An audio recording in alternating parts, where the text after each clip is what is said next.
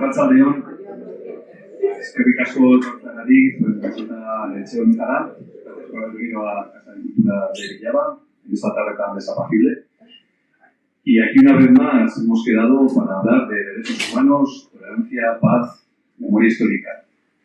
Cuando hablamos de derechos humanos, nos vienen a la cabeza conceptos universalmente aceptados: tolerancia, convivencia, respeto, pluralidad, solidaridad, códigos de comportamiento, valores.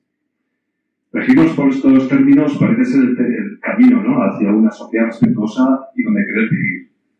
Pero si echamos la vista atrás, vemos la dificultad de concretarlos en nuestro día a día, porque puede dar la sensación de que nos movemos solo en el campo de la teoría.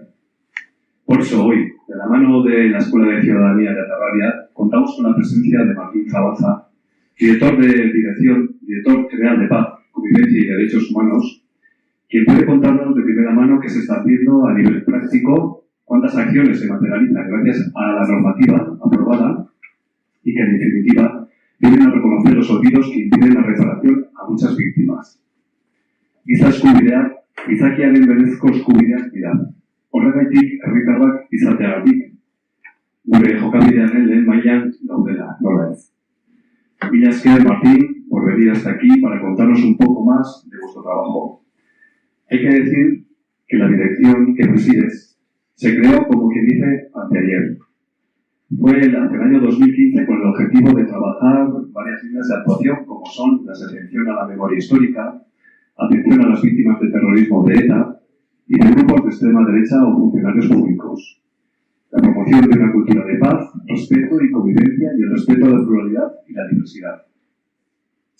En el año 2019 aceptaste el cargo y tu trayectoria en este ámbito viene marcada desde la solidaridad internacional y la cooperación en el desarrollo, como lo demuestra el hecho de que has sido socio fundador en Navarra de Gogoa para una memoria digna, así como miembro de Chimpata, Red de Memoria Colectiva, entre otros bastantes hitos. Muy brevemente, y por contextualizar, quisiera terminar con una mención cronológica de las normas legales aprobadas con respecto a la memoria histórica. En el año 2007, Zapatero, en aquella época se aprobó la Ley de Memoria Histórica en el Congreso de los Diputados. Esta norma recibió las críticas de varias asociaciones memorialistas, porque no reconocía la obligación del Estado en la apertura de fosas comunes, sino que el texto afirmaba que la memoria de las víctimas del franquismo era personal y familiar. Y buena parte de ello tenemos en una, si habéis oído alguna vez a José de Zlaza, sobre todo en Radio Rebelde Republicana, hace poco en una charla hablaba de cómo en el 2005 estaban buscando el cuerpo de 5 hombres de Murchante que fueron asesinados y aparecieron por fin en Fustiñana, ¿sí? Por aquel entonces, en este desierto legislativo en el que nos encontrábamos, lo que hicieron fue buscar los cuerpos. Y cuando ya estaban a punto de encontrarlos, vieron que estaban ya encima de la fosa. Y antes de la exhumación, se puso en contacto con el juez del área. Y el padre dijo que cuando estuvieran los cuerpos, ya, que volviera a llamarle. Le volvió a llamar cuando lo encontraron, exhumaron. Y el juez dijo perfecto. Y cerró la comunicación. Por aquel entonces, Joseba y todos los que con él se encontraban dijeron que había como una especie de vacío en aquel momento y dolor. Porque el juez no preguntó ni quiénes eran las personas que estaban allí encontradas. ¿Qué habían encontrado? ¿Por qué estaban allí? Por no preguntó ni quién era Joseba, ni qué asociación estaba detrás de todo aquello. ¿Y qué les había pasado a los que estaban allá, enterrados? Nada, cero. Ese es el desierto legal en el que nos encontramos. En 2007 se aprueba la ley que hemos dicho, y en 2009 nos encontramos con otro hito, con Dobla y que Lotazu saben perfectamente cuando se encontraron el pedazo de las botellas, se encontraron 44 cuerpos. Se sumaron los 44 cuerpos, se estudió, se supo de dónde procedían, buena parte de ellos, y luego procedieron todos ellos, pues tanto Coldo como José de Zlaza y compañía, gentes de AFNA 36, a repartirlos por la geografía española, por la geografía de España, por los diferentes pueblos, llevándolas en sus propios coches, con sus propios medios, con sus propios dineros, con su propio tiempo, hasta allá. En fin, después ya se corrigió esto y el relato oficial ya tuvo mucho que ver con la restauración de todo esto, ¿no? En 2009, eso, lo que os estaba diciendo, luego llegó el gobierno de Rajoy, la ley esta que se había aprobado en el 7 quedó derogada de facto, ya que no se dotó ni un solo euro para su desarrollo. Y en 2013 en Navarra ya tenemos ley de memoria histórica. Como casi toda ley, el movimiento social animó a su redacción. En buena parte, pues a la 36 y sin falta trabajaron duro por la conciencia colectiva. De ello demuestra el Parque de la Memoria de Santa Aguda, fue otro hito importante. Y todo ese cambio de cultivo llevó al Parlamento a la necesidad de legislar sobre este tema. No olvidemos que Navarra fue pionera en regular por ley los derechos de las víctimas del franquismo. Y en el 18 hubo una reforma de esa otra ley del 13 y se aprueba la Ley de Lugares de Memoria Histórica de Navarra. A día de hoy, si os acordáis, el sábado pasado se inauguró el monumento del recuerdo a las víctimas detenidas en los 17 espacios de cautiverio que hubo por aquel entonces en el 36 en Pamplona, cárceles, comisarías, cuarteles, que encerraron entre 15 y 20.000 personas contrarias al golpe de Estado de Franco. Por último, este mes pasado se aprobó en el Congreso de los Diputados la Ley de Memoria Democrática.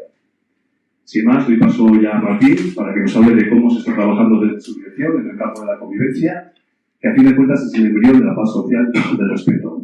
Y les quiero. Gracias, Rubén. Creo que se me oye, ¿no? Primero, no lo digo por decir, estar en espacios como este, donde puedo hablar, expresarme y luego debatir. Por eso le decía a Rubén, cuando viene un cuarto de hora o 20 minutos me paras y prefiero hablar y que me preguntéis y debatir con vosotros y vosotras.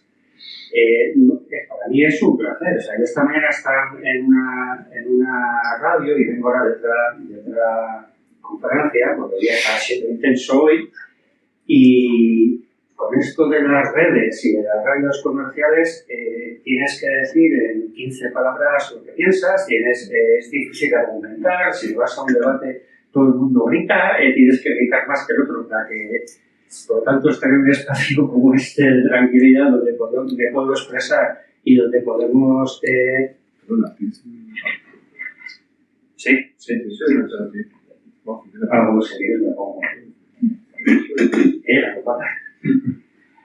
Pues es un placer. Por lo tanto, gracias, Rubén, y gracias a esta Escuela de Ciudadanía que hace este trabajo en aunque tú has situado en memoria histórica tu intervención, voy a hacer un planteamiento más genérico y luego descendemos hasta donde queráis. O sea que cuando me preguntéis, quiero que lo hagáis con toda libertad y me preguntéis lo que consideréis y yo sí se lo contesto. Pero quiero hacer un planteamiento que hicimos en la Dirección General de entrada en esta legislatura, que es verdad que la Dirección General se creó en la anterior legislatura, pero hicimos una reflexión de cómo avanzar en esta legislatura, porque pensábamos que no solamente todo era memoria, que luego hablaré de la memoria, del concepto de memoria, sino que dimos una vuelta y creíamos que el paraguas de donde cuelga todo son los derechos humanos, ¿no? Ese fue un poco el paradigma del cambio que hicimos en la Dirección General, de tal manera que memoria histórica sí, pero no se entiende la memoria sin derechos humanos. Y también algo que repito continuamente y que no me canso de repetirlo y voy a seguir haciéndolo, es que la memoria no es un fin en sí misma, es una herramienta, y la memoria o sirve para generar convivencia hoy, o sirve para avanzar, o no sirve, como luego voy a tratar de explicar, porque hay distintas memorias y algunas no son positivas en ningún caso, que las explicaré, y otras sí son positivas y fundamentales. Nos planteamos una fórmula de entrada, que no hay alternativa al diálogo entre diferentes. No existe alternativa. No hay alternativa a la convivencia entre diferentes. Todo que no sea esto que he dicho produce enfrentamiento, produce conflicto, y nos dedicamos a gestionar el conflicto, a gestionar el enfrentamiento, pero no a gestionar la convivencia, que es el objetivo de la Dirección General, que, como sabéis, se llama de paz, convivencia y derechos humanos. Por lo tanto, dijimos memoria sí, pero con este concepto también de convivencia. con una fórmula que es algo compleja, pero que la voy a enunciar porque en el foro que estoy me apetece hacerlo, porque, como he dicho antes, aunque se está grabando, no estoy en la radio, probablemente hay que hablar en más profundidad. Primer punto, relaciones con múltiples espacios de diálogo. Diálogo que busca acuerdo. Hay un diálogo que es muy positivo, que es el diálogo por el diálogo. Podemos hablar por ello, podemos dialogar y no tiene otro fin que conectar el hilo, ¿no? Pero desde la Dirección General somos un gobierno, no somos una ONG. Por lo tanto, queremos que ese diálogo sea para buscar acuerdos, para avanzar. Y si no llegamos a acuerdo, el diálogo puede ser una experiencia positiva, no digo que no, pero se queda en un nivel más bajo que el que nosotros consideramos o le damos ese concepto a la palabra diálogo, de diálogo que busca acuerdo con lo diferente. Sin exclusiones, superando problemas de vetos políticos cruzados. Cuando llegamos nos encontramos con unos vetos evidentes, ¿no?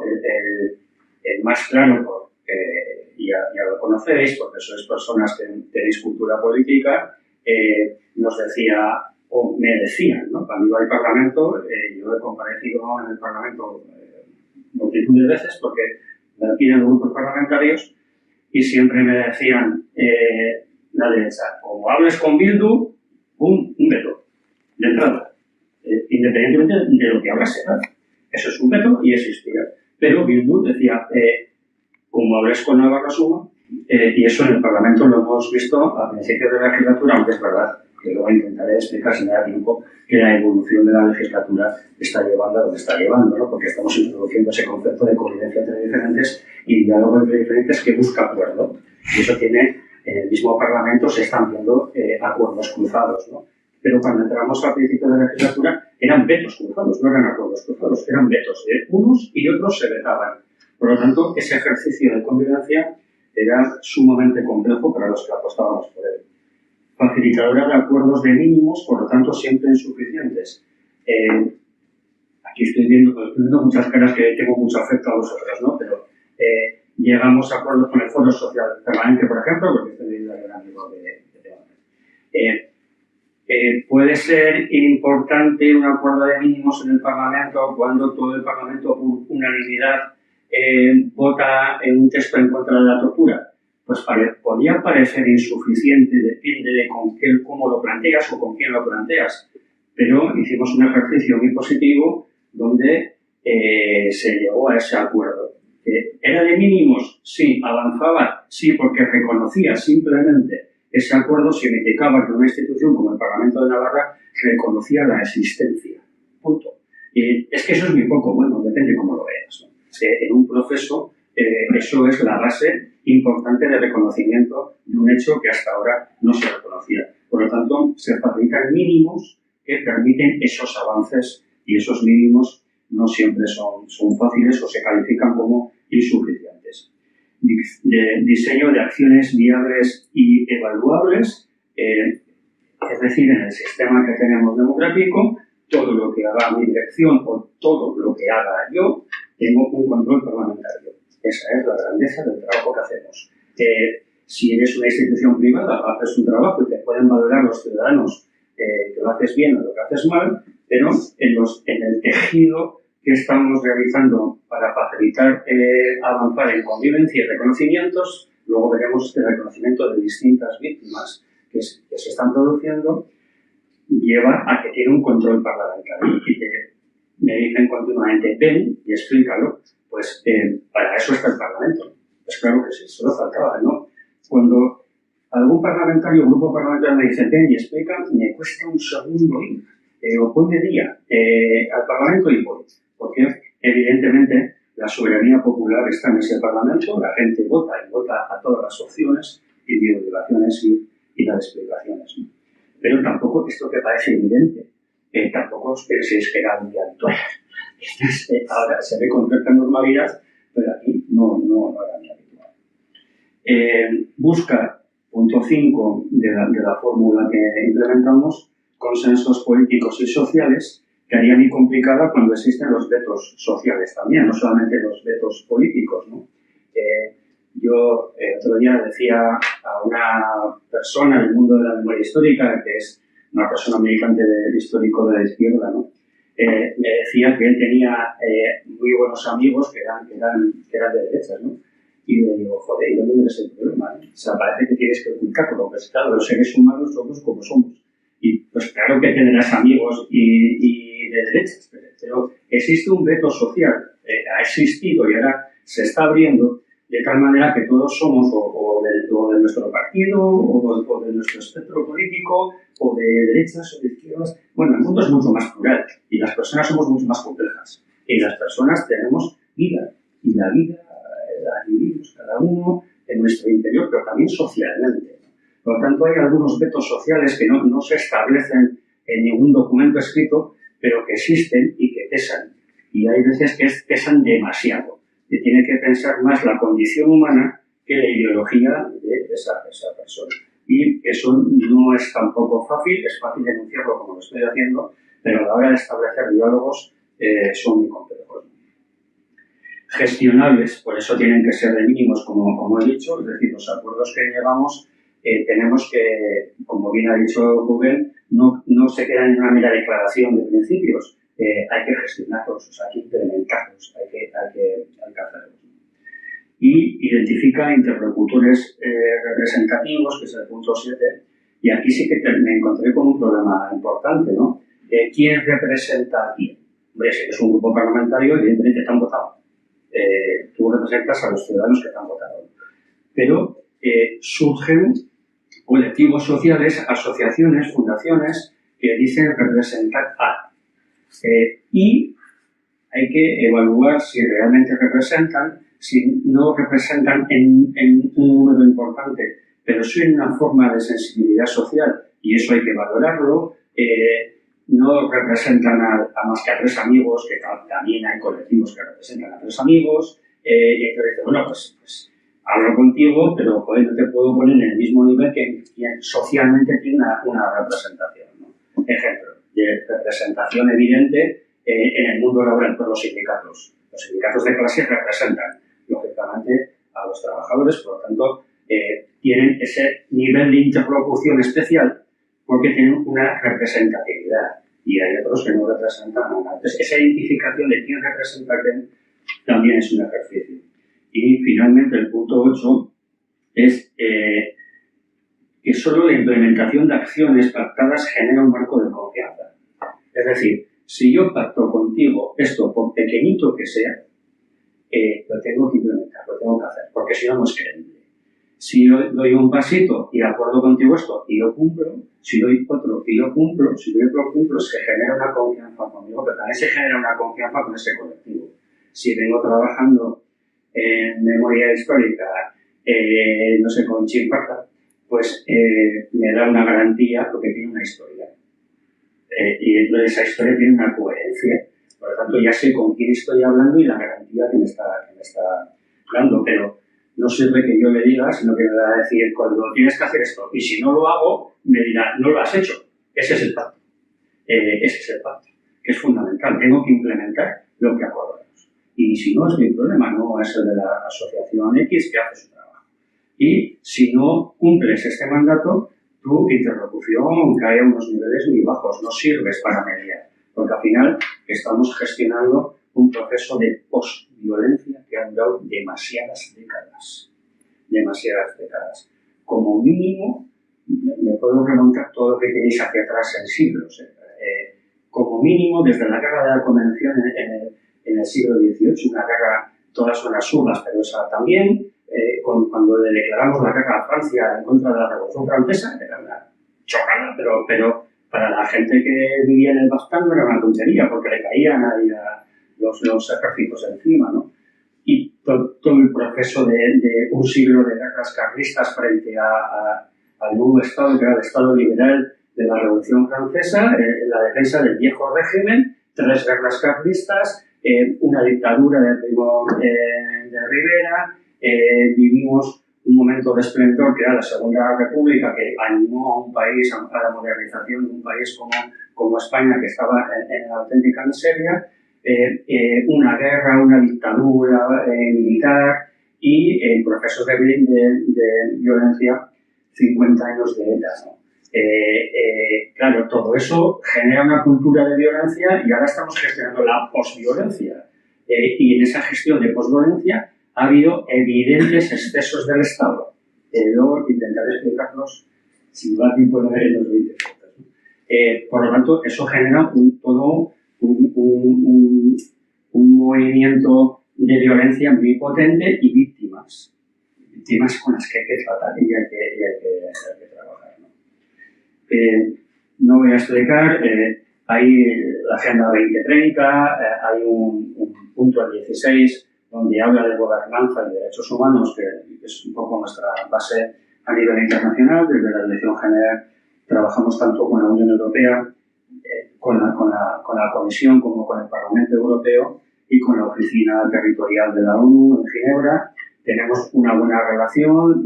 El plan de convivencia de Navarra, que hago apuntar si puedo, lo enviamos a la ONU. La ONU hace 15 días publicó el documento de buenas prácticas regionales, entre ellas regiones del planeta Tierra, ¿no? Estamos hablando, lógicamente.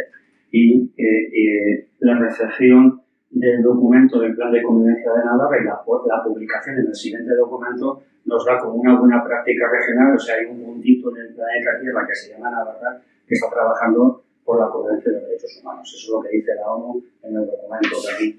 Para mí es un honor que lo diga, ¿no? Porque si estamos trabajando, lo estamos trabajando entre todos.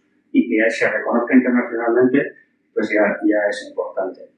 La propia composición del gobierno al que pertenezco, con un gobierno de coalición, como sabéis, que está en minoría parlamentaria también, como sabéis, hasta ahora con estabilidad presupuestaria en el mundo en que vivimos tan convulso.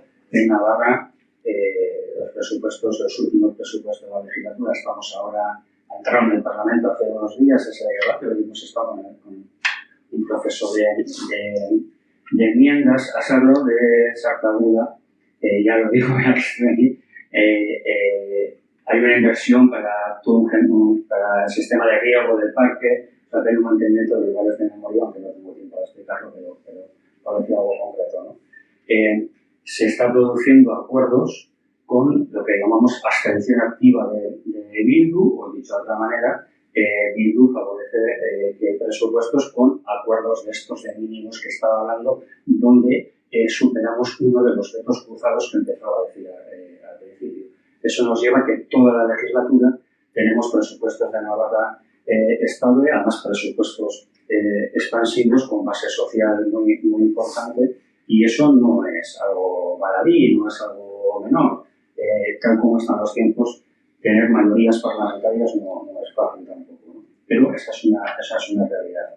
Y luego, en la Comisión de Relaciones Ciudadanas del Parlamento, el Parlamento, como sabéis, se divide en comisiones, y hay una comisión que se llama así, de Relaciones Ciudadanas, donde estamos nosotros, donde vamos, la consejera y yo, o los dos, o cada uno, sí, cuando nos convocan, la consejera Ana Ollo, vamos al Parlamento.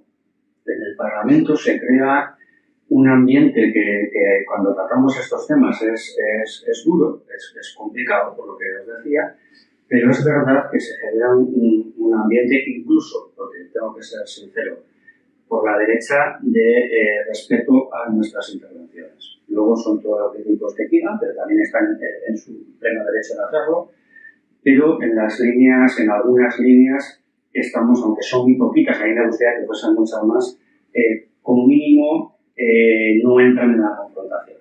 Lo dejamos ahí, que eso ya favorece que, por ejemplo, el plan de convivencia saliese en el Parlamento con un cierto acuerdo de no bloqueo del plan, ¿no?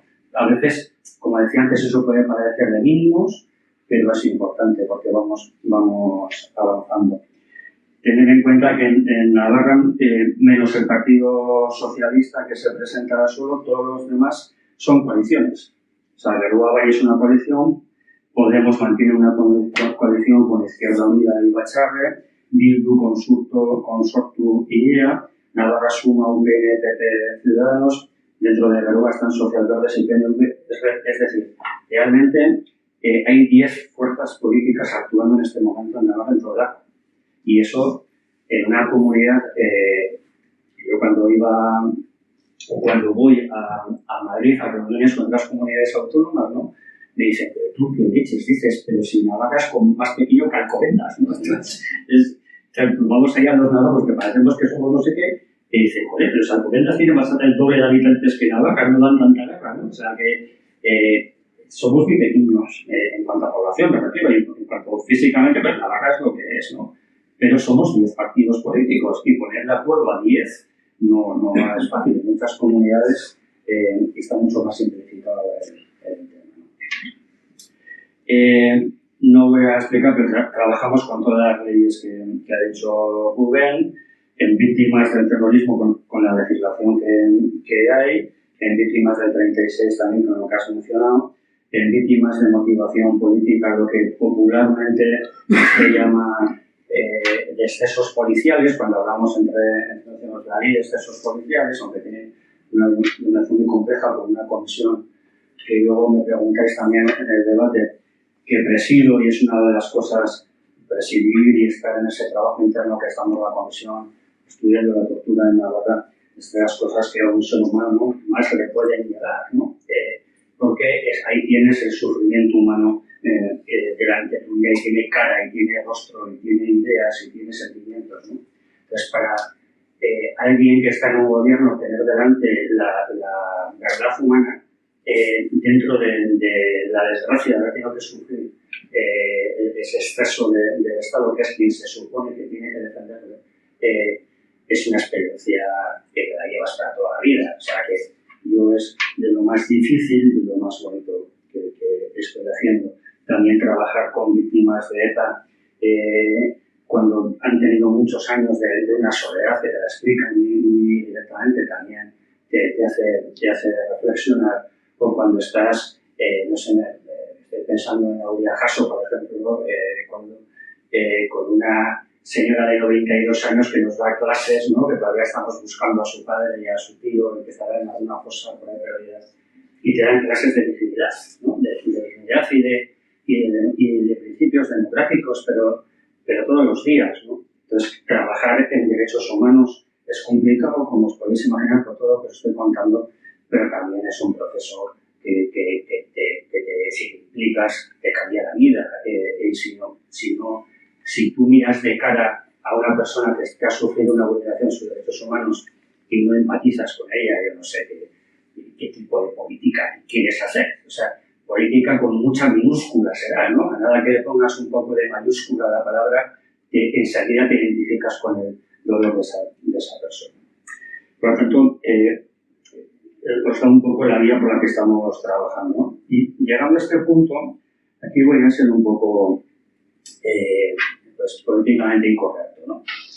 Vamos a ver. Antes os decía sobre la memoria, ¿no?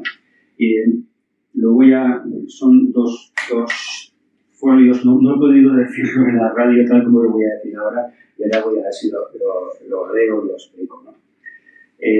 Hay una primera distinción, la que hay entre la recuperación del pasado y la utilización del pasado.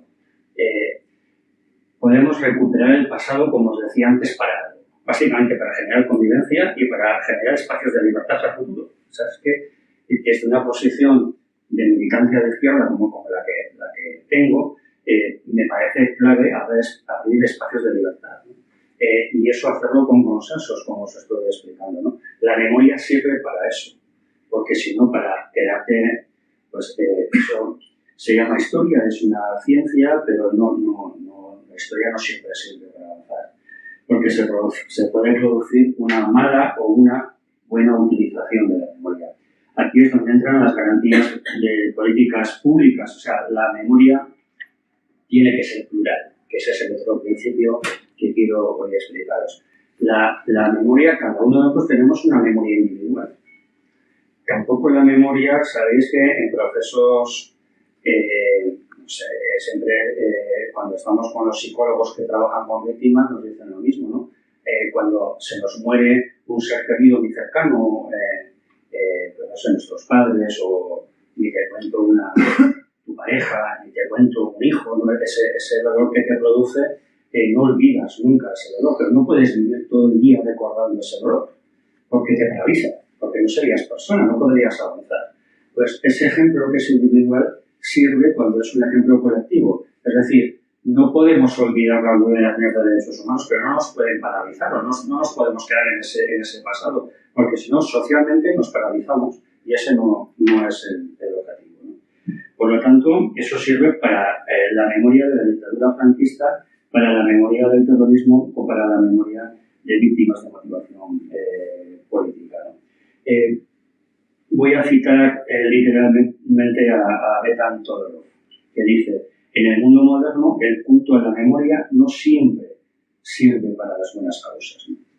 Y voy a poner un ejemplo. El régimen franquista impuso durante sus inicios una poderosa política de memoria que excluía, criminalizaba y estigmatizaba radicalmente a las víctimas vencidas. Era la memoria del vencedor. En el marco de este relato totalitario y al mismo tiempo que se ejercía una dura represión, se establecieron importantes medidas de reconocimiento y reparación moral y económica a las víctimas que habían sido lo que ellos llamaban su bando, los suyos. Pero sí que hubo una política de memoria y una política de reconocimiento de víctimas. Las suyas, las otras a las cunetas, pero las suyas sí que hubo una política. Esa es una evidente mala utilización de la memoria y de las políticas de reconocimiento de víctimas. Así se sumó en un gran número de fosas comunes con apoyo estatal y metodología científica. Las víctimas del 36, en los primeros años de la transición, sin metodología científica, exhumaron en exhumaciones tempranas a fosas en Navarra, conocéis todos los casos, pero es que el franquismo ya exhumó también, de forma científica, aquí no los suyos. Y además se llenaron las iglesias de los nombres con caídos por España y los nombres. Por lo tanto, sí que había una memoria y unas políticas de memoria. Cuando ahora dicen, es que los que abrís la memoria queréis saber heridas. No, hostia, lo que han traído son durante 40 años que habéis tenido en las paredes de las iglesias los nombres.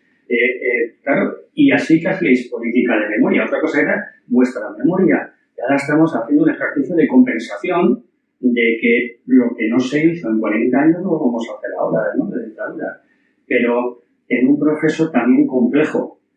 Pero la memoria no la hemos inventado Zapatero, que produjo un cambio cultural, la ley de memoria histórica, o el cambio cultural que está produciendo la ley de memoria democrática ahora. Eso es una memoria democrática, pero la dictadura tenía memoria también, y la ejercía, y tenía políticas de memoria que la ejercían. Por lo tanto, como dice Todorov, hay memorias positivas y negativas. Evidentemente, nosotros defendemos la memoria positiva.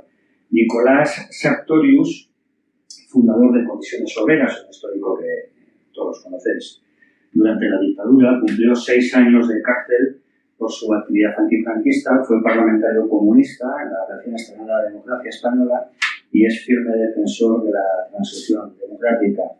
Y sobre la posibilidad de pactos parlamentarios entre fuerzas democráticas con Bildu, algo que todos los días nos lo recuerdan, afirma lo siguiente: depende de lo que pactes. Mi generación pactó con quien nos metía en la cárcel y nos fusilaba.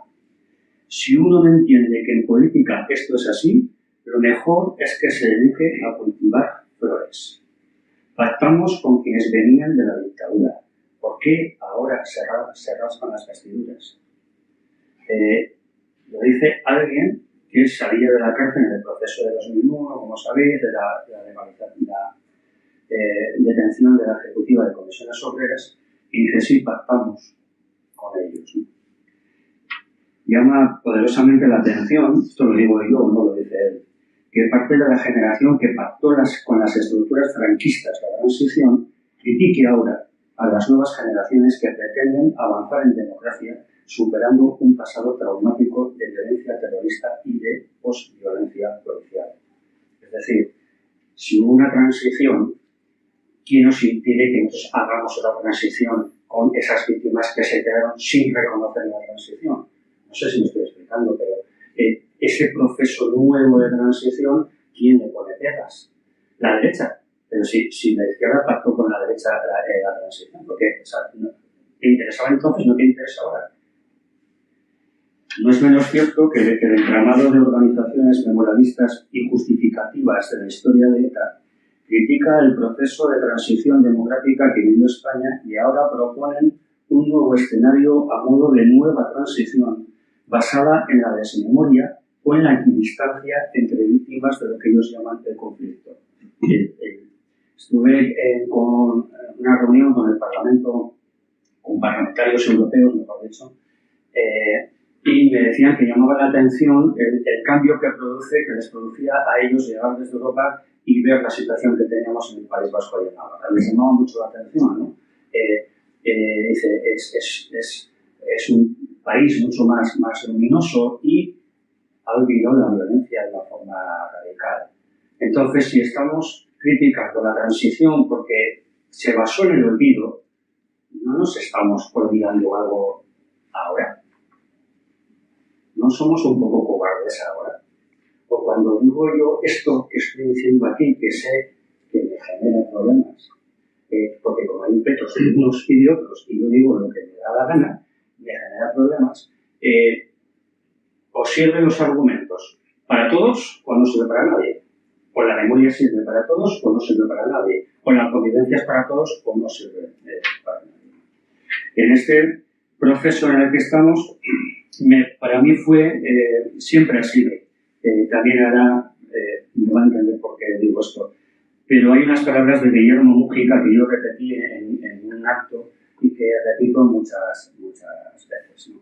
Porque me parece que Guillermo Múgica hace una reflexión intelectual desde su concepto, desde su base cristiana, desde ser un teórico de la teoría de la liberación, un hombre desde su cristianismo militante nos ha abierto puertas a la izquierda durante mucho tiempo, ¿no? Y dice algo que quiero repetir, hago un apunte y me callo y debatimos. Y él dice, Guillermo Múgica, la primera nota plantea 3 interrogantes. ¿Basta con reconocer el daño y sufrimiento causados? ¿No es preciso aceptar que los mismos fueron injustos? ¿Cómo puedo afirmar que reconozco a las víctimas si no reconozco precisamente aquello que les ha hecho tales? Eso es, la injusticia infligida con ellas. La segunda nota, que contiene 2 afirmaciones. Que ninguna víctima es solo víctima y ningún victimario es solo victimario. Es lo que os decía antes. Somos mucho más complejos individualmente y socialmente. Dividir el mundo entre buenos y malos, blancos y negros es muy complejo. Todo el mundo tiene la víctima evidente, pero el victimario se mueve en un contexto que también no puedes obviar. Aunque dice lo siguiente en la tercera nota sobre el contexto.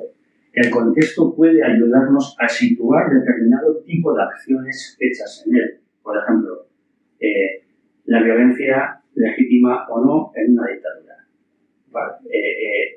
Clarísimo lo que acabo de decir, ¿verdad? Por lo tanto, ese contexto hay que analizarlo sin ninguna duda. Pero dice, el contexto puede ayudarnos a situar determinado tipo de acciones hechas en él, pero no puede ser por sí mismo razón suficiente para justificarlas o avalarlas, y menos cuando lo que se pone en juego es la vida y la muerte de seres humanos. Me sirve este contexto que he dicho, pero me sirve el contexto cuando me dicen, bueno, estuvo mal torturar, pero es que tienes que ver el contexto de 90 atentados al año, con víctimas todos los días, con muertos todos los días. El contexto sirve para aprender, no sirve para justificar ni la tortura, ni el atentado, ni la eliminación de nadie, porque piensa distinto a ti, está justificado, es injusto. Y eso es lo que algunos todavía no pueden, no quieren decir. Pero el contexto no sirve para justificar el sufrimiento de nadie. El contexto sirve para analizar críticamente por qué se da esa circunstancia. Y finalmente dice, estoy convencido que mi propia autocrítica puede facilitar que otros hagan la suya. Pues bien, seguimos esperando necesarias autocríticas de quien no las hace. Creo que es fundamental procesos de autocrítica en colectivos que quieren aportar al ejercicio de postviolencia su realidad. Termino y me centro en el debate. El plan de convivencia es muy complejo, no quiero agotar. En vías, en memoria histórica, no hace falta que os explique mucho. Me preguntéis lo que queráis, que ya son unas políticas que venimos haciendo en el Gobierno de Navarra y son reconocibles. La ley de memoria democrática, que también decir esto, echo de menos que lo digan, ¿no? Pero me lo dicen privadamente, pero públicamente, como es una ley de memoria democrática de Madrid, pues algunos no se atreven a decir lo que voy a decir ahora. Recorreros Europa y encontrar una ley de memoria democrática como la que se ha aprobado en España ahora. Hacer ese ejercicio. Y me decís, en tal sitio. Los ejemplos nórdicos, ¿no?, que nos ponían hasta ahora, o sea, Alemania, ¿no?, como paradigma de... En Alemania empezaron antes de ayer, por cierto, la memoria histórica, ¿no? Pero los países nórdicos, algo Italia, que era otro ejemplo, ¿no? Yo hace poco estuve en el edificio del Fastio en Roma, resignificado, ¿no?, como un centro resignificado donde cuenta la dictadura fascista de Mussolini, ¿no? Pero con lo que decía todo de la utilización de la violencia o de la convivencia de la memoria, ¿para qué? Está evitando esa supuesta política ejemplar de memoria en Alemania, en Italia o en los países nórdicos que gane la extrema derecha. ¿En Holanda? ¿En Italia? ¿Quién gobierna en Italia hoy? En Alemania, la extrema derecha. Alemania, el país de Hitler, es el tercer partido en algunos lados. Es verdad que hay un acuerdo de la CDU, de la democracia cristiana, de no pactar con ellos. Que también eso es un ejemplo de la derecha europea del que podemos aprender en España. Pero cuidado, Noruega acaba de pedir el ingreso en la OTAN con el conflicto con Rusia. O sea, ¿qué país nos da ejemplo? Eso que dices es como una coletilla. Los países europeos no ves caso, es una coletilla. Coger la ley de memoria democrática que hemos aprobado en España y recogerlos, ¿no? En Navarra estamos trabajando con actos. Hicimos con el Foro Social Permanente el encuentro de víctimas que se tocó hace un mes, menos de un mes. 2 víctimas de ETA y 2 víctimas de la tortura en un encuentro que creo que fue precioso. Yo creo que en Navarra, dentro de la convocatoria, financiamos y apoyamos ese acto. Participamos en la Jornada Internacional sobre la Tortura que organizó la Red de Personas Torturadas de Navarra el otro día en el Colegio de Médicos con expertos internacionales. Unas jornadas con las que trabajamos mucho con la Red de Personas Torturadas en Navarra y que también financiamos el gobierno. Hemos constituido la comisión de reconocimiento, tenemos el trabajo muy avanzado técnico internamente, los forenses, los médicos y los técnicos que están conmigo. Yo ya he comunicado que estamos en disposición de empezar los trabajos. Como presidente, creo que en el mes de enero vais a ver también que está implementado ese trabajo. Eso genera lo que he dicho al principio antes, un espacio de reconocimiento de víctimas, por un lado, pero también un espacio de que estamos cumpliendo lo que dijimos que íbamos a hacer. Cuando hace 2 años y medio yo me comprometía con colectivos, me decían, ¿seguro que vas a hacer esto? Bueno, ahí está el resultado, ¿no? Eso con el trabajo de víctimas del terrorismo y el 36 dibuja todo pues un trabajo de memoria, ¿no? No es fácil trabajar en el día a día por la paz, por la convivencia y por los derechos humanos, lo sabemos. Creo que en Navarra hemos emprendido un camino que sinceramente es complicado, pero es muy positivo al mismo tiempo. Es verdad que es un camino lleno de dificultades, ¿no? Cuando la Comisión de Reconocimiento de Víctimas de Violencia Policial empezó hace 3 meses, nos estamos constituyendo y organizándonos internamente, y hace un mes recibí una pregunta parlamentaria de Navarra Suma, firmada por Iñaki Iriarte, del parlamentario UPN, que me decía: al director general de Paz, Convivencia y Derechos Humanos, dime cuántos casos has analizado, dime qué resultado, dime la votación interna de la comisión de quién has reconocido. Y le contesté, no he empezado todavía. Pero si quieres, ya te lo diré, no tengo ningún problema. Pero es que no hemos empezado. Entonces, es como tener una lupa así de grande y tener, a ver lo que haces, ¿no? Y eso es una realidad y creo que esa presión cuando te vas a la se nota, se nota. Pero la estamos haciendo, ¿no? No hay, como decía antes, alternativa al diálogo entre diferentes. No hay alternativa a la convivencia entre diferentes. Y la alternativa a la paz es la guerra. Creo que la sociedad navarra está escalando la montaña de la convivencia después de, como he dicho, de años y de décadas de proceso de violencia y ahora estamos escalando una montaña de proceso de postviolencia. Pero quiero terminar con una frase de Nelson Mandela que, hablando de montañas, dice: he descubierto un secreto. Tras escalar una gran montaña, uno descubre que hay muchas otras montañas por escalar. Gracias. Sobre lo que vamos a estar. Palabras interesantes, palabras importantes las que has pronunciado, Martín, valientes. Después de oírte, da pena que solo este departamento lleve 8 años de vida entre nosotros y nosotras, ¿no? En fin, si alguien quiere realizar algún tipo de pregunta. Hola, buenas tardes. Quería preguntarte, has hablado de las dos, memoria histórica y memoria democrática. Has pensado también que esta última parece que es de Madrid, que aquí nos afecta menos. Para tu departamento, todo el trabajo que estáis haciendo, ¿qué aportes, si en este momento son válidos, aporta este nuevo avance? Aparentemente sí que es un avance significativo con relación al anterior, sobre todo la puesta en marcha, la ejecución. ¿Qué elementos, herramientas positivas puede tener para vuestra aquí en Navarra esta nueva ley que han aprobado? Primero, antes has explicado, vengo de una conferencia donde estaba yo sobre la ¿no? Desde hemos estado debatiendo una vez más, porque no soy yo, somos como dos debatidores continuos, ¿no?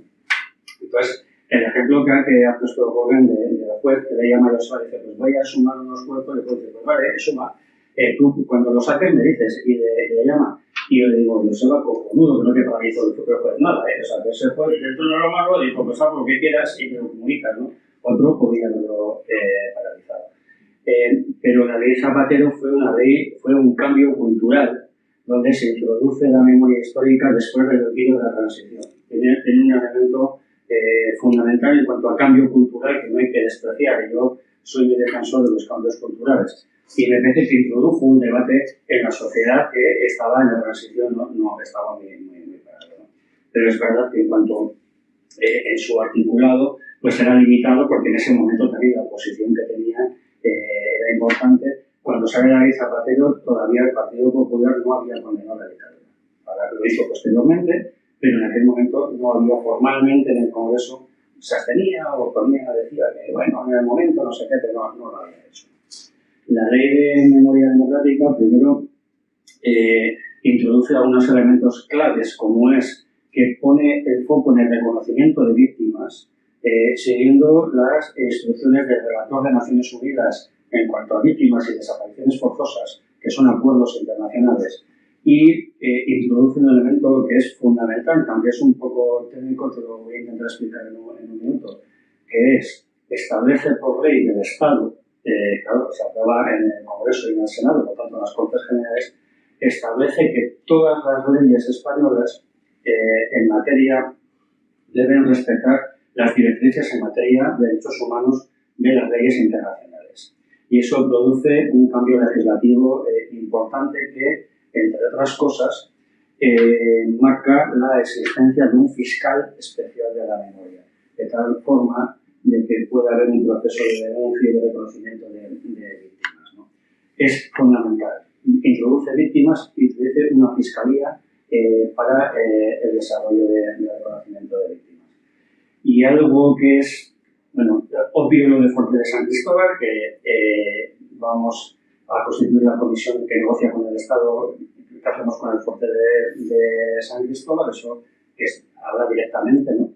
Ya por una enmienda que sabemos, y hay 3 millones de euros, que no es cualquier cosa para el fuerte de San Cristóbal, que va a aprobar los presupuestos y tendrá un recorrido, pero también nos va a permitir la Ley de Memoria Democrática actuar en Navarra con un paraguas mucho más amplio que el que teníamos en nuestra ley foral desde el año 2013, creo que fue 2013, y se nos está quedando un poco obsoleta. Entonces, la Ley de Memoria Democrática introduce elementos de derechos humanos que no tenía la Ley de Zapatero, básicamente la Fiscalía, las víctimas y el reconocimiento que la legislación internacional de derechos humanos está por encima de una ley inferior, ¿no? del Estado.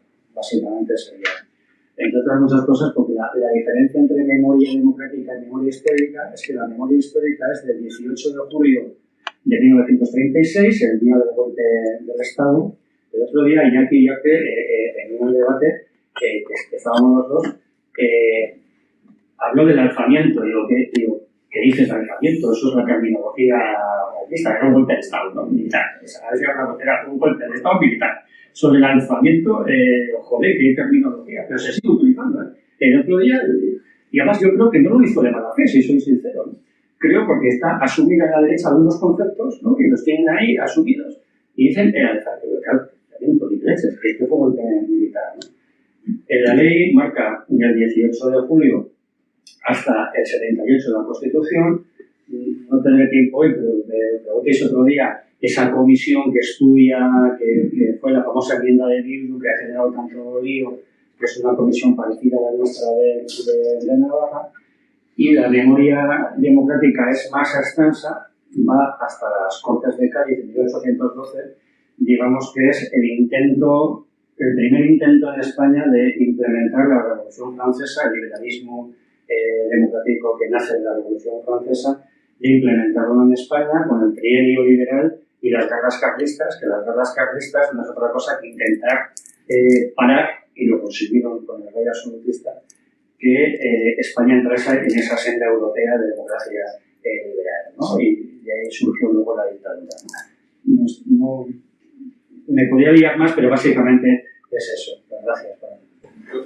Una pregunta, quería poner en valor un par de cosas, ¿no? Y como te has pasado muy rápido, no había tiempo de dar esta actitud de convivencia, pues desde mi experiencia, hablo de la mía, tanto desde el Foro Global como el Foro Social Permanente, en estos 7 años, no son 8, son 7, 4 de la legislatura pasada y 3 de la actual, ¿no? Pues como poner en valor el paso que ha dado esta legislatura, porque yo entiendo que la anterior legislatura se constituyó la Ley Nuclear, Paz y Convivencia, y bueno, tú sabes mejor que yo, pero bueno, pues se empieza a caminar. Sin embargo, desde que está este nuevo equipo, se ha dado un salto cualitativo, y cualitativo quiero decir, plan estratégico de convivencia no es una cosa puntual, coyuntural, sino que es pensada a largo plazo, de manera que no solo la aprueba el gobierno de Navarra, sino que los anteriores se llevan al Parlamento con los riesgos que había, pero bueno, se aprueba por el Parlamento. Eso quiere decir que hay un mandato para que a medio y largo plazo se implemente, ¿no? Entonces, por si no lo conocíais, pero yo sí que quería poner en valor la propia metodología, cómo se formula. O sea, antes de empezar siquiera, hacen un borrador y nos pasan a un montón de organizaciones sociales para que hagamos nuestras aportaciones. Se recoge, se sistematiza, se hace un segundo borrador, nos lo vuelven a pasar incluso a personas a título individual. ¿Qué quiere decir? Que si ya en el propio procedimiento das participación a la ciudadanía y una ciudadanía diferente, porque me consta que se ofreció a todo el mundo, hubo un sector de la derecha que se autoexcluyó, pero de entrada estaba ofrecido, ¿no? Entonces, bueno, yo sí que quería poner en valor ese paso que habéis dado. Creo que habéis querido ver, como siempre hemos defendido también desde el Foro Social Permanente, ese carril central que es mayoritario en la sociedad, donde se quedan las trincheras que se quieren quedar, pero el cauce es para todos, ¿no? Y luego no sé si te dejan en 5 minutos si pudieras explicar los puntos claves del plan estratégico. Sí. Porque creo que es de un altísimo valor. Primero, te agradezco porque pensamos mucho en la metodología a adoptar. Claro, hoy es muy singular, ¿no? Porque hay toda una corriente y mucha literatura también científica en cuanto a resolución de conflictos, ¿no? Y buscamos pues, posibles referentes que podríamos tener en Europa de resolución de conflictos y implementar metodología, ¿no? no nos encontramos porque nos damos cuenta que somos singulares. O sea, también el final de ETA, por decirlo claro, ha sido un proceso singular, ¿no? Y cuando a veces se mira a Irlanda o se mira a Sudáfrica o a Colombia o el proceso argentino, que no tengo tiempo, pero es muy interesante el proceso argentino. Ángel, estuvimos en las jornadas el otro día, Ángel, y bueno, hay un desarrollo ahí que no me da tiempo de hablar, ¿no? Y dijimos, ¿cómo lo hacemos, no? Porque no encontrábamos muchas precedentes y decidimos hacer un proceso participativo. Lo hicimos en dos, como bien has dicho, de dos formas. En Virac hicimos un documento, que conoces a Chema, el equipo de la dirección general, hicimos un documento, yo creo que valiente, pero de mínimos, empezando por el concepto que os he explicado, ¿no? de mínimos, y lo enviamos a una serie de personas que pensábamos que eran referentes, que eran personas de distintas ideologías, y para que nos diesen su opinión. Y tuvimos el primer problema, porque es cuando Navarra Suma nos dice que estamos dirigiéndonos a unas personas que son de una determinada ideología y tal. Y yo le dije a ellos, dime qué asociación quieres que le envíe. Y además es que lo estábamos haciendo en ese momento, ¿no? Con las vinculaciones que tú quieras y le enviamos, ¿no? No tuvimos respuesta, ¿no? A partir de ahí mandamos a 200 asociaciones de distintos tipos. Pues si hablamos de memoria histórica, pues a la Asociación de Memoria Histórica, si hablamos de víctimas del terrorismo, pues a las asociaciones de víctimas. Hicimos un proceso participativo y todo eso nos fue llegando, fuimos haciendo documentos, intercambiando documentos con el tejido social. Llega un momento que teníamos ya ese documento base y pues nos complicamos la vida, porque fuimos al Parlamento. Y vamos al Parlamento y decimos, pues tenemos un documento bastante consensuado, estamos trabajando en esta línea y os voy a contar que tuvimos un proceso muy complejo, que lo veréis en la prensa una vez, un día pues, el titular, se cae el plan de convivencia, otro día otro titular, se pierde la votación bueno, pero en ese proceso también es verdad que se visualizaba bien quién se quería autoexcluir del proceso de elaboración del documento y del proceso final, ¿no? Y bueno, se escenificó, hubo sus acuerdos y hubo al final un acuerdo de mínimos que Navarra Suma no quiso entrar, pero el resto del Parlamento sí, y nos permitió, después de prácticamente 4 meses, no hay ningún plan del gobierno que esté 4 meses debatiéndose en el Parlamento, ni un año debatiéndose socialmente, no existía. Y así lo hicimos, ¿no?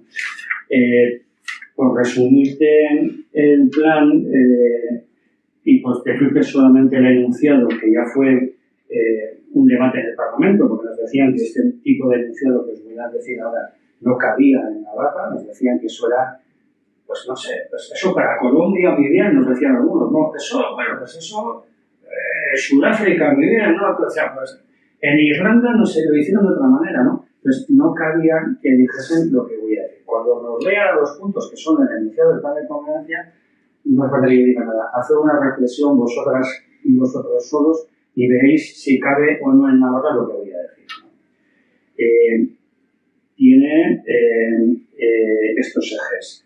La aplicación de los derechos humanos, aquí es donde nos decían eso, en Colombia.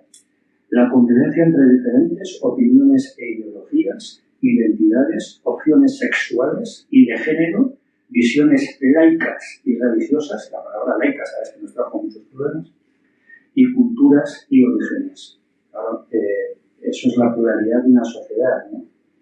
El reconocimiento y aplicación de derechos de las víctimas de la violencia política y del terrorismo. Y aquí tuvimos todo un debate sobre eso de víctimas de la violencia política, porque si decíamos víctimas del terrorismo no había problema, pero al introducir el concepto de violencia política habíamos un debate. Entiendo que muy novedoso en Navarra, pero abrimos el melón y conseguimos introducirlo, ¿no? Por lo tanto, sí, reconocimiento de que hay víctimas de violencia política y terrorismo. La construcción de una memoria crítica e inclusiva, que es un poco lo que explicaba de la buena y la mala memoria, la necesidad de educarnos y aprender para convivir, ojalá hubiese mucho más escuelas como esta, ¿no? Pero tampoco me da tiempo, pero sabes que hay todo un plan de las escuelas, con Escuelas por la Paz y la Convivencia, que también tiene una parte de memoria histórica y otra de memoria democrática. Y finalmente la ejemplaridad de las instituciones y su capacidad para ser referentes de convivencia. El otro día estuve en unas jornadas de la Escuela de Seguridad de Ordenador, donde se forman los policías forales y los policías municipales de nuestros pueblos, ¿no? Que es una escuela que tenemos, ¿no? Y se veía la idea, ellos trabajaban, claro, son policías forales o policías municipales, trabajaban con la idea de delito de odio, ¿no? Y fui allá y dije, vale, me parece muy bien, yo vosotros sois policías y no lo sé. El plan de convivencia dice, o pretende introducir el debate en la sociedad. Si hay delitos de odio, también es porque hay discursos de odio que generan luego acciones de odio. Cuando oímos decir las burradas que estos días se está diciendo, por ejemplo, la ministra Irene Montero sobre el eso genera violencia luego. Claro, son discursos de odio hacia una mujer que está defendiendo una opción. Tú puedes estar de acuerdo o no de acuerdo, incluso técnicamente, desde un punto de vista jurista, decir, hay un fallo en la ley que hay que modificar. X. Y esos son debates absolutamente técnicos, por supuesto legítimos. Pero insultar de esa manera a una ministra, que al final es una representante de la voluntad popular que está en el gobierno, porque opina lo que opina, eso es discurso de odio. Y lo introducimos en el plan de convivencia, de tal forma que las instituciones hagan pues, lo que estoy haciendo hoy aquí, ¿no? El otro día, me dijo una amiga de mi hija, ¿no tienes pinta de director general? Y digo, oiga, hostia, entonces, ¿cómo son los directores generales? ¿No? Y me dicen, unos tíos con traje que van en coche oficial, ¿no? Claro, esa es la idea que tenemos para estar el día a las 8 de la tarde debatiendo, no está dentro de una idea institucional, ¿no? Lo que entendíamos por institucional, ¿no? Pues este es el camino. Y eso está en el plan de convivencia y simplemente practico lo que digo que es el plan que hay que hacer. Y este elemento está ahí. Ya sé que enumerar esto en un plan, en Navarra, pues no caigo muy bien. Pero no lo entiendo sinceramente, porque lo que estamos haciendo es generar un espacio de convivencia evidente.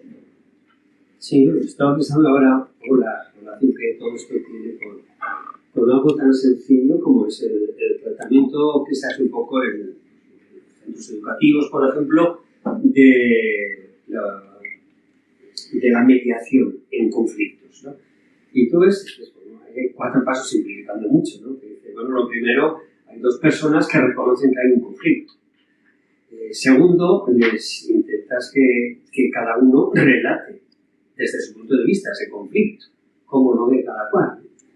Y en un tercer paso, pues intentas que cada uno diga algo más, que es no solo cómo lo es, sino cómo lo siente, cómo se siente en ese conflicto. Y en un siguiente paso les dices, oye, podéis intercambiaros de sitio, y ahora tú eres él y él es tú, y ahora cada uno nos decís cómo sentís, siendo él el otro, cómo sentiríais, cómo haces, y después de eso, pues intentas decir, bueno, ¿qué le pedirías al otro para solucionar el conflicto? Y el otro a ti, ¿qué te pide? Y luego decir, bueno, ¿en qué cosas mínimas, a ver, os ponéis de acuerdo en eso que pedís? ¿Podéis llegar a algún compromiso de esto? Y luego, ¿no? Un poco esos pasos yo creo que van un poco en el mismo sentido del planteamiento, ¿no? Porque es que, por ejemplo, cuando decimos, porque se dice, yo creo, bastante alegremente esto de la memoria histórica es una memoria para el futuro. Bueno, a mí eso, si no me lo demuestran, es una frase. Nada más, ¿no? Al final lo que hacemos es estamos volviendo a contar lo que ha pasado, lo que sea. Un poco lo he visto en una experiencia concreta, por ejemplo, con el ayuntamiento. El ayuntamiento de Answine tiene una comisión de memoria, que se creó pues, no hace mucho, y nos invita a participar también como asociación de memoria. Dice, bueno, si podemos aportar algo, ¿no? Aportar. Y yo lo primero que planteé es decir, bueno, yo estoy aquí con una condición. Si el tema de la memoria, igual que hasta ahora hemos conseguido con el tema de violencia de género, se plantea como un consenso. Y en esa entrada, pues en esa comisión de memoria, pues había grupos que no participaban, simplemente no iban a la comisión, ¿no? Y entonces, bueno, pues intentamos hacer un poco como ese trabajo de mediación, un poco de ver que, bueno, que esto era interesante para todos, ¿no? Entonces, desde ese planteamiento ocurre lo mismo. Cada uno tiene que reconocer un poco los hechos, cómo lee cada uno lo que ha ocurrido, y claro, vas dando unos pasos que en la práctica luego no son tan sencillos de hacer, ¿no?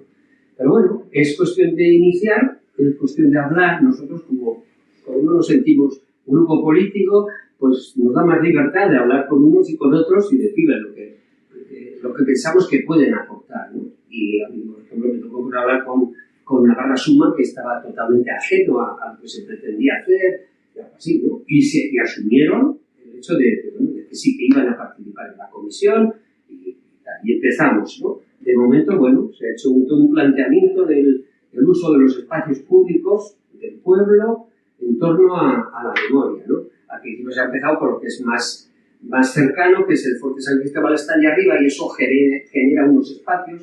Aparte que hay grupos políticos, bueno, que consideran interesante hacer un recuerdo de no sé qué. Bueno, intentamos unificar todo eso y hasta el momento, bueno, se ha hecho un primer plan de trabajo en que todo ha salido por consenso, ¿no?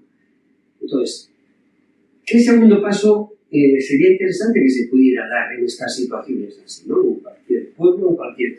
los colectivos, que es esa segunda parte, es decir, reconozco las víctimas. Aquí estamos hablando de unas víctimas solas hasta el momento del franquismo, pero claro, eso tiene que seguir adelante. ¿Cómo reconozco yo las víctimas de los otros? ¿No? Y yo creo que eso hay que exigir a todos los grupos, pero incluso me parece que no es lo más definitivo tampoco. Me parece que en esas víctimas de los otros hay una responsabilidad de cada cual, y sería interesantísimo que reconociésemos los grupos también cuáles son las responsabilidades que a cada uno nos toca en las distintas violencias que hemos ido viviendo, ¿no? Y de alguna forma saber expresarlas y saber, reconocer esa responsabilidad que hemos tenido. Cuando llegas a ese paso, ahí sí que creo yo que podemos empezar a afirmar que sí, la memoria está siendo una arma de futuro, una herramienta de futuro. Sí, coincido contigo, pero si no... Es lo que decía antes, ¿por qué no está sirviendo la memoria para que en Italia gane la extrema derecha, por ejemplo? O lo que he dicho, los países nórdicos, que tú planteabas hace los países de socialdemócratas nórdicos, por ejemplo, planteabas Suecia a la extrema derecha no relativamente hace muchos años y era impensable. Te decía, ¿qué dices? Esos son los nazis de la Guerra Civil. Hoy, en esos países, la extrema derecha ya es el segundo partido.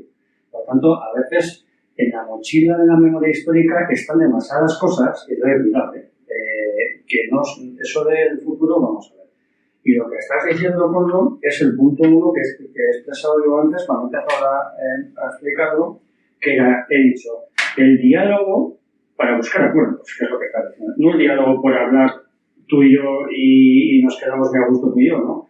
Sino que estamos buscando acuerdos. Y para ese buscar acuerdos es fundamental, es que no hay otra alternativa. Aunque sean acuerdos, como he dicho antes, de mínimos, y alguien te diga, joder, pues en el SOEN habéis llegado a una cosa muy mínima, pero es de todos. Y tiene un valor que sea de todos. Yo iría más adelante, ¿vale? Pero he sabido pararme aquí porque el valor es que es de todos. Y si antes la memoria histórica no estaba contemplada en el ayuntamiento, ahora sí. Entonces, ya esos ritmos de más lento o más rápido, más allá o más aquí, tienen valor de cuando es, como bien has dicho, de consenso de todos, ¿no? Y ese es un poco el trabajo que estamos planteando, el plan de convivencia que decías, ¿no? Porque, bueno, eso de que vas muy lento o muy rápido es muy subjetivo, depende del colectivo que estés hablando, claro, ¿no? Pero cuando dices, estoy consolidando una base, que eso sí que está generando futuro, una base de entendimiento. Y además, si venimos de reconocimiento de nuestras violencias, lo digo en plural, ¿no? Distintas violencias, y para eso hay una experiencia que nosotros vivimos muy de cerca, que son los encuentros restaurativos, ¿no? Donde hay una víctima-victimario donde se plantea, eso no se puede hacer, también hay algunos que, bueno, mañana juntamos a este y a este, lleva un trabajo importante, un trabajo previo, se produce el encuentro, un trabajo posterior, o sea, hay que hacerlo con unas normas, no es fácil, ¿no? Lo más visible, lo que más ha hecho popular es la película de Isabel, ¿no? Que se expresa muy bien ese encuentro víctima-victimario, ¿no? Donde hay un reconocimiento del dolor que has causado y a partir de ahí sale todo un campo, ¿no? Evidentemente siempre es más fácil reconocer a tus víctimas que a las de los demás. Y en ese proceso, ahora el plan de convivencia está en una primera fase, quizás, como estamos hablando, empezando un camino, pero el camino para realmente consolidar convivencia es que nos reconozcamos, en vez de haber petos, como he estado explicando, de que si tú eres uno o otro, reconozcamos las víctimas del otro. Y las víctimas del otro también son mías, ¿no? Si hay un momento que a mí me surgió un debate, pero lo hice encantado, yo podría repetirlo 300.000 veces y si surge debate, pues que surja. Yo hablé de nuestras víctimas en sentido colectivo, ¿no? Y eso, cuando llegue un momento de reconocimiento generalizado, habremos dado un salto hacia adelante importante. Todavía no estamos en esa fase, ¿de acuerdo?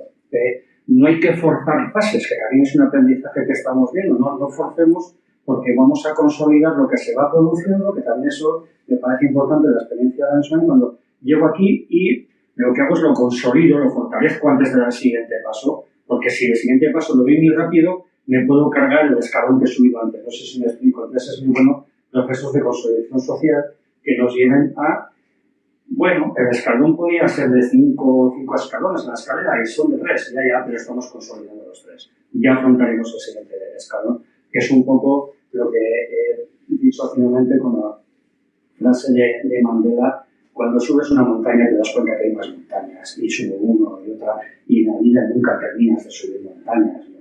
Por suerte, eso en la izquierda tradicional se llama utopía, ¿no? Y no hay que renunciar a ello. El gobierno de Navarra va a entregar ahora, el día de San Francisco Javier, 2 medallas, una a Urmeneta y otra a Félix Huarte. Realmente no lo encuentro apropiado, imagino que habrá mucha gente que piensa como yo. Y otra pregunta, llevando el tema ya a Villava, en el cementerio de Villava todavía hay en el cementerio a nombre de caídos por la patria y el, ¿cómo se llama? ¿Sí? Y yo creo que eso se tiene que tirar, o por lo menos quitar eso que está escrito. Dos cuestiones. Primero, el gobierno de Navarra no va a dar una medalla. Esas medallas se dieron hace unos años con el gobierno de Yolanda García, y el debate de ahora no es que vamos a dar una medalla, sino cómo quitamos las medallas, por matizarte un poco el tema, no es así. Hay la ley de memoria democrática, sale hace 2 meses más o menos, no sé si llega a 2 meses, y la ministra de Trabajo retira la medalla a algunas personas significativas que en su día le dieron una medalla de trabajo, ¿no? Eso produce un debate, como sabéis, que estáis viendo, que hace el gobierno de Navarra si el gobierno de España le quita la medalla a esa persona, porque nosotros no mantenemos, ¿no? Por no entrar en profundidades, porque el tema está siendo muy polémico y no quiero entrar, pero hay un censo que aprobó el gobierno de Navarra en la anterior legislatura, hay un debate de cómo se hizo, y ese censo es el que estamos implementando, ¿no? ¿Qué estoy diciendo estos días yo con poco éxito? Con poco éxito. Que, primero, hay que actualizar ese censo y, en el contexto del plan de convivencia, hay que actuar con la psicología franquista. Por lo tanto, hay que actuar con esas medallas. En ese contexto del plan de convivencia. Y la otra cuestión que me dices, también en ese proceso de psicología franquista hay una excepción que en ese momento, por eso que decimos de los pasos y de consolidar espacios y escalones, en ese momento no se entró y no se ha entrado todavía porque es sumamente complejo el interior de los cementerios, ¿no? la simbología que hay en el interior de los cementerios, porque cuando es pública, que aplica la ley, está claro, pero hay un proceso muy complejo jurídico que ahora no voy a explicar cuando estamos ante actuaciones privadas. Es decir, yo en el panteón de mi familia pues digo que iba no sé qué. La ley tiene que actuar, pero hay todo un proceso digamos, en la privacidad de ese evento, ¿no? Que es muy complejo.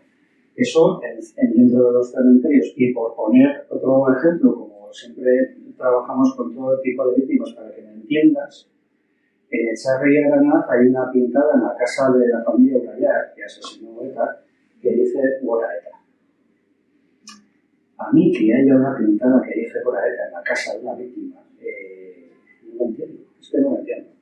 Entonces hablo con la alcaldesa de Echarri y Aranaz y le digo, no creo yo que tenga que aguantar la familia que en su casa en la fachada ponga Gora ETA, ¿no? ¿Por qué no la quitamos? ¿O por qué no la quita el ayuntamiento, que es el competente, ¿no?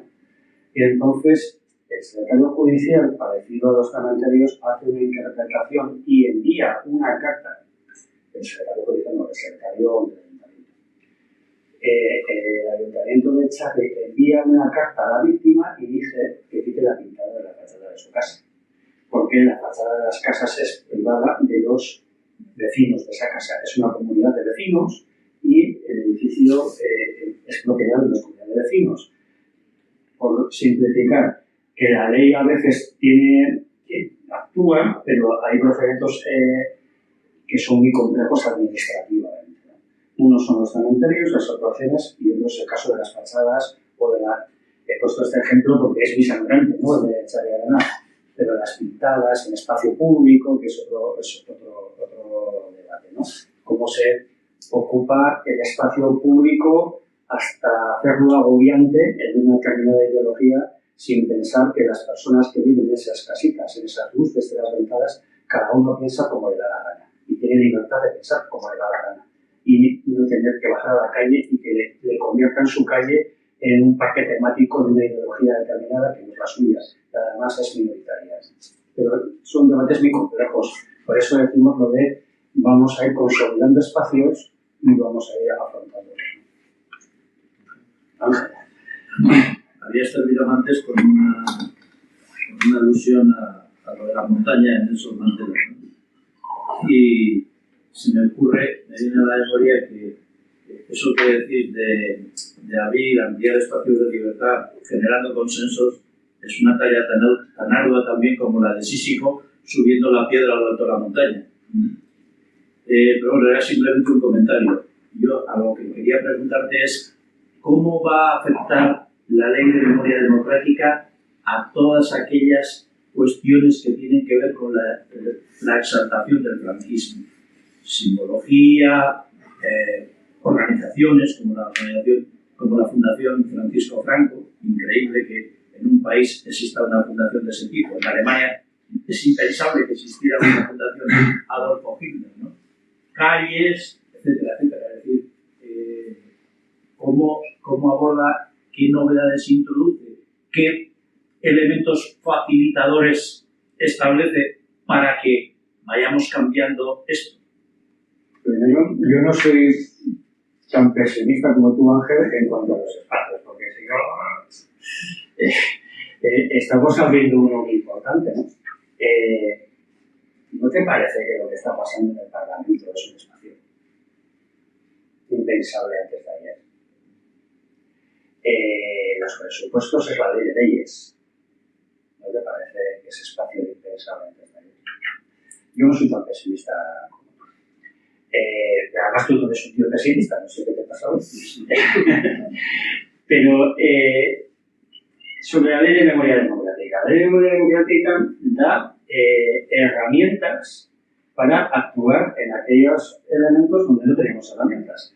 Porque ya tanto la ley foral de memoria histórica de Navarra ya obliga, ¿no?, a actuar por eso hay un plan de actuación que es el que estará en cuestión estos días, ¿no? Hay un plan de actuaciones en simbología franquista. Solamente en esta legislatura hemos quitado 4 400 elementos, ¿no? Claro, 400 elementos van. O sea, podemos hablar desde el Monumento a los Caídos hasta en una casa que hay un yugo y flechas, aquello que ponía Ministerio de la Vivienda, ¿sabes? Que se ponían en las puertas. Que claro, tienes que actuar una a una, como la respuesta que me da Marina, diciendo, es que la casa es tuya. Por lo tanto, la actuación es tuya. Entonces, ¿qué dice la Ley de Memoria Democrática? Hombre, es verdad, es un edificio privado, es un domicilio privado. Si está dentro del edificio, lógicamente hay una protección legal, por supuesto, no puedes entrar a quitar ese elemento, pero ahora sí que te puedo decir que lo quites, porque es una exaltación del franquismo. Hasta ahora la ley no podía actuar de esa forma tan abierta, ¿no? Y te dice, bueno, la administración no puede, pero puede dirigirse a ese ciudadano y decirle, usted, igual que si incumples una ley, mira, dices, pues no voy a pagar los impuestos, por la seguridad es una carta de Hacienda que te diga, oiga usted, que está incumpliendo una ley, ¿no? Pague los impuestos. Después ahora te dirá, oiga usted, que está incumpliendo una ley, que es que tiene este elemento en la fachada de su edificio y no puede tenerlo, ¿no?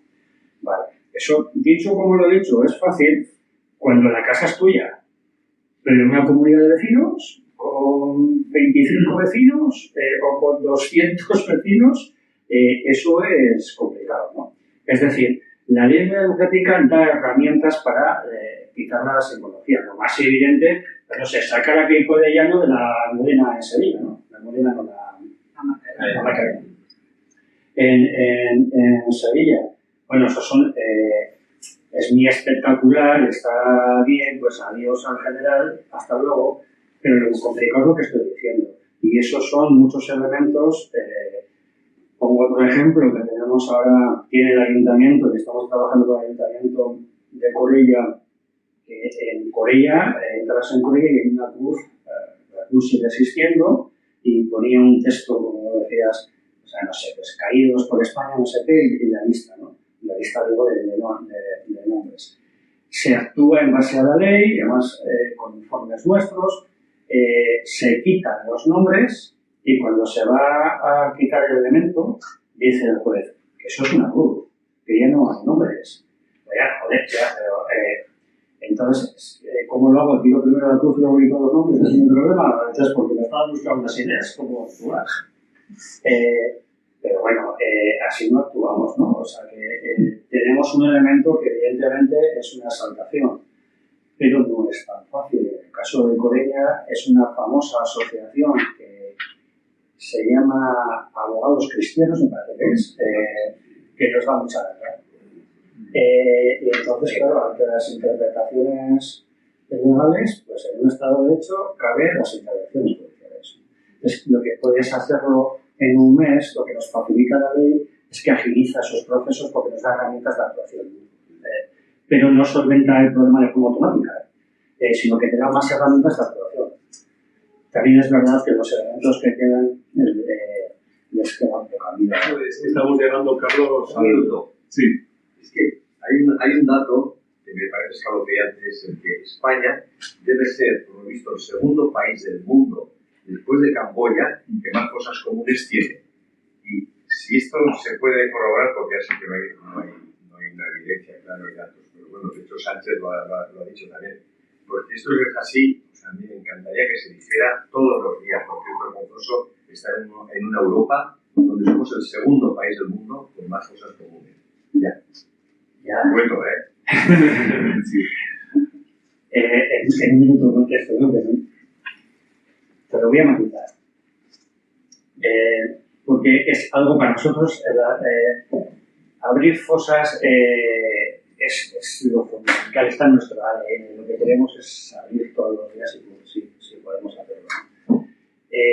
Pero ese número de fosas que dices que es real, no significa que ese estudio que ha hecho Paco Echeverría no significa que podamos actuar en ellas. Es imposible. Es decir, de eso pues nos importa saber mucho, ¿no?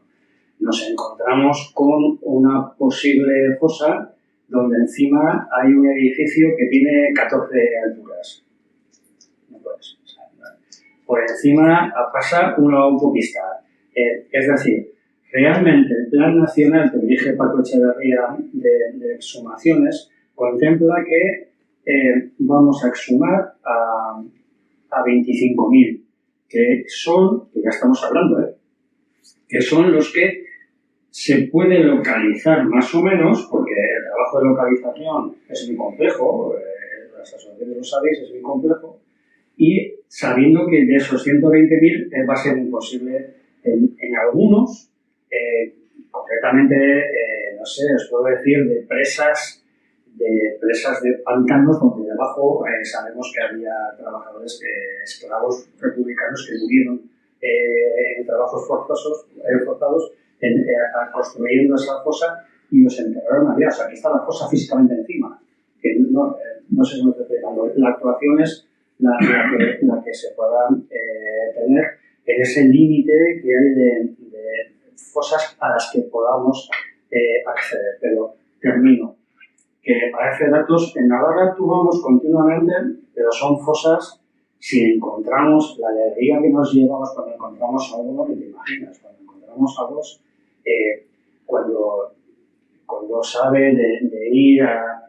Yo de las cosas más impresionantes que he hecho es irme a Salamanca, algo que vosotros habéis hecho a una familia muy humilde y entregarle a su abuelo, ¿no? Eso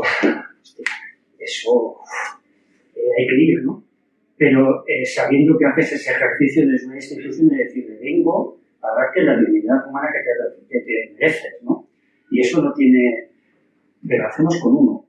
En el cementerio de Granada hay una fosa en este momento que se está exhumando por el Alzadi con el gobierno del plan de exhumaciones, donde hay 6.000. Si te pones en la población que había en los años 30 en Granada, ves la limpieza étnica, no, eso de lo que hablamos los latinos, es que prácticamente se cargan a un porcentaje de la población que era toda la izquierda que había en Granada. Pero es que en la fosa de Picorreja, ¿no?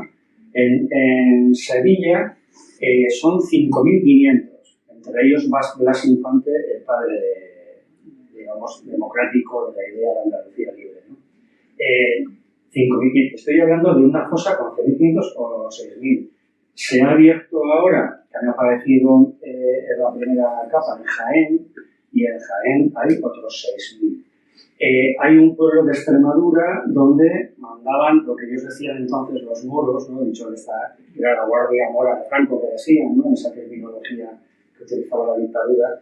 Llegaba la Guardia Mora, entraba en ese pueblo de Extremadura, arrasaba todo el pueblo, violaba a las mujeres, mataba a todo lo que pillaba, y luego entraba el Ejército Nacional victorioso que no había pegado un tiro, ¿no? Lo que había entrado el otro. En ese pueblo de Extremadura, que también lo conoce Chimparta, concretamente en ese pueblo hay 2.000. Estos son los datos que estamos hablando. Exhumar una fosa como Granada con ese porcentaje puede tardar 4 o 5 años porque hay que hacerlo científicamente con el pincelito 1 a 1, ADN. Por lo tanto, hay un proceso en España ya abierto, por suerte, que ya no creo cuando se llega a eso que dijo Rajoy, 0 euros para la memoria histórica, ¿no? Yo creo que ahora, si en Granada dice 0 euros para la fosa, pues vamos todos y abrimos la fosa con las manos. Hay procesos que también son irreversibles y que por mucho que quieran no lo pueden parar. Porque en Granada ya son miles las personas que tienen que sacar a sus familiares de allá. Entonces, creo que es un país que en este momento tiene un plan de actuación y nos honra como país y eso que dijo el otro día en el acto de reconocimiento de víctimas, dijo el presidente, somos el mejor país cuando hacemos esto, no cuando lo olvidamos. Bueno, antes de agradecerle su presencia con nosotros y entre nosotros y nosotras, decirle, pues bueno, dar la vida a tu dirección, que tengas buena suerte de lo que nos queda de legislatura, que vengan más y que la próxima charla va a ser el 14 de diciembre con Paz Francés, que nos hablará de la justicia restaurativa a las 7 de la tarde del 14 de diciembre. Ya, Martín, es que daba para muchas charlas más.